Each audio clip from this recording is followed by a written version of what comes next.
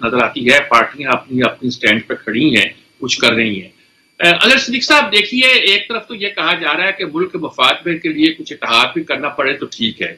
دوسری طرف آپ کا کہنا یہ ہے کہ خیبر پختونخوا کی حکومت اپنے فائدے کے لیے کوئی بات کرتی ہے تو ٹھیک ہے, لیکن اس کے علاوہ ہم پاکستان مسلم لیگ سے کوئی اتحاد نہیں کر سکتے, پیپلز پارٹی سے کر سکتے ہیں. یعنی کہ ایک بات صورتحال یہ پیدا ہو گئی کہ یہ معاملہ یہاں تک آ گیا حکومت سے عدم تعاون کا کہ غزہ کے حوالے سے ایک مشترکہ قرارداد بھی ہم پاس نہیں کر پا رہے. اس پہ بھی آپ کو سٹینڈ ہے, اعتراضات پیدا ہو جاتے ہیں اور کچھ باتیں کھڑی ہو جاتی ہیں, اور کچھ پارٹی کے اندر بھی کچھ مسائل. اس کی طرح میں اشارہ اسی وقت کر دینا چاہتا ہوں تاکہ بات کھل کے ہو جائے اس سیگمنٹ میں. خاص طور پر وہ یہ کہ جو آپ کا حریف ہے, جن کے نام پر آپ سنی اتحاد کونسل بنی ہے, ان کے بارے میں وہ آپ کے شیر افضل مروت صاحب کیا نام ہے ان کا, وہ بیان دے رہے ہیں اور وہ کہہ رہے ہیں, اور انہوں نے جواب میں بیان دے دیا کہ میں اپنے وعدے پہ قائم ہوں, ورنہ میں بات کروں گا تو بہت ہی پول کھل جائیں گے. کیا صورتحال ہے, یہ کیا کیسی مشکلوں میں پھنس ہے آپ کی پارٹی؟ اچھا, پہلی تو بات میں سب کے لیے بتاتا چلوں. دیکھیں, ہمیں ووٹ جس نے عوام نے ووٹ دیا ہے وہ مسلم لیگ نون سے اتحاد کے لیے ووٹ نہیں دیا. انہوں نے اگر ہمیں اتحاد کے لیے ووٹ دیا تو بالکل کرنا ہے نا. جب دیا ہی نہیں عوام نے تو ہم نے تو عوام کی ترجمانی کرنی ہے. جھوٹے پرچے کراؤ, کیا کچھ نہیں کیا. اس طرح کی فسائیت ذوالفقار علی بھٹو صاحب کے دور میں نہیں ہوئی ہے. تو یعنی یہ کس منہ سے بات کرتے ہیں؟ یہ یعنی انہوں نے ماں سوائے لوٹ مار کرنے کے علاوہ ملک کے قرضوں کی تعداد ابھی پتہ چل جائے گا آپ کو. ابھی 6 مہینے یہ حکومت کر لیں, اندازہ ہو جائے گا. پاکستان تحریک انصاف تو 3.5 سال کے لیے حکومت ملی, باقی 85 کے پروجیکٹ تو یہی ہے. یعنی اب ہماری عوام جو سمجھتی ہے, ہمارا ووٹر سمجھتا ہے کہ ان کے پاس کچھ نہیں ہے, یہ کچھ نہیں کر سکتے ملک کو. یہ تو زبردستی آ کر بیٹھے ہیں, ملک کو مزید تباہی ہوگی. تو ہم اس تباہی کا حصہ کیوں بنے؟ ہم نہیں اس تباہی کا حصہ بننا چاہتے.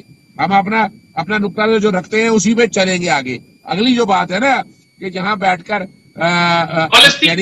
کیا مسئلہ ہے, قرارداد ایک اسمبلی میں آ رہی تھی, آواز آ رہی میری؟ جی آ رہی. اچھا دیکھیں, دوسری بات آ جائیں. دوسری بات ہے کہ یہ جمہوری حکومتیں ہیں. یہاں اگر محترمہ بینظیر بھٹو صاحبہ ہوتی یا ذوالفقار علی بھٹو صاحب ہوتے تو جمہوری بات کرتے. پاکستان تحریک انصاف کے ساتھ الیکشن کمیشن نے کیا کچھ نہیں کیا. انتخابی نشان تو لے لیا, پارٹی ڈسبینڈ کر دی. یہ کبھی بھی قبول نہیں کرنا تھا جناب محترمہ بینظیر بھٹو نے. اور جو باتیں ہو رہی ہے نا, وہی ہمیں لا کر کارنر کر دیا. یہ صرف عمران خان کو ہرانے کے لیے یہ تمام سیاسی جماعتیں اور اسٹیبلشمنٹ گٹھ جوڑ ہو گیا. اس گٹھ جوڑ نے جیل میں رکھا. ابھی بھی آج میں عمران خان صاحب سے ابھی جیل میں میری ملاقات ہوئی ہے. وہ ہمت اور حوصلے میں ہے اور جھوٹے کیسز فیس کر رہے ہیں. 190 ملین پاؤنڈ کا کیس بھی جھوٹا کیس ہے. پیسے سارا واپس آ گیا, کوئی 1 ٹکے کا فائدہ نہیں ہوا. صرف بتانے کی بات صرف اتنی ہے کہ الیکشن کمیشن نے جو ایک بیج بویا ہے وہ ایک نفرت کا بیج بویا ہے.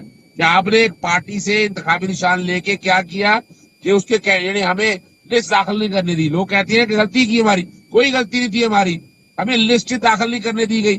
انہوں نے کہا کہ آپ آزاد ہیں. پھر 13 جنوری کو ایک فیصلہ دے دیا کہ ایک پارٹی سے دوسری پارٹی میں جا نہیں سکتے.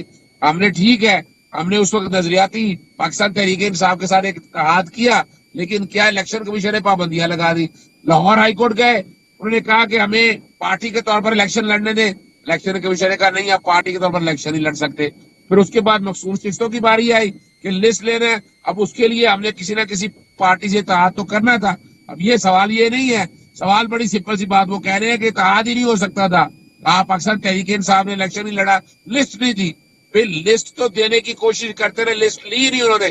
یہ تو اب اسی لیے اس کو چیلنج کیا گیا ہے سیکشن 215 کو بھی, جو آئین کا آرٹیکل 17 کہتا ہے کہ کسی پارٹی کو اگر بین کرنا ہے تو ملک کی سالمیت کے خلاف پارٹی کو کام کرے تو وہ پہلے وفاقی حکومت آرڈر جاری کرے گی, اس کے بعد سپریم کورٹ دیکھے گی. سمجھ آ گئی.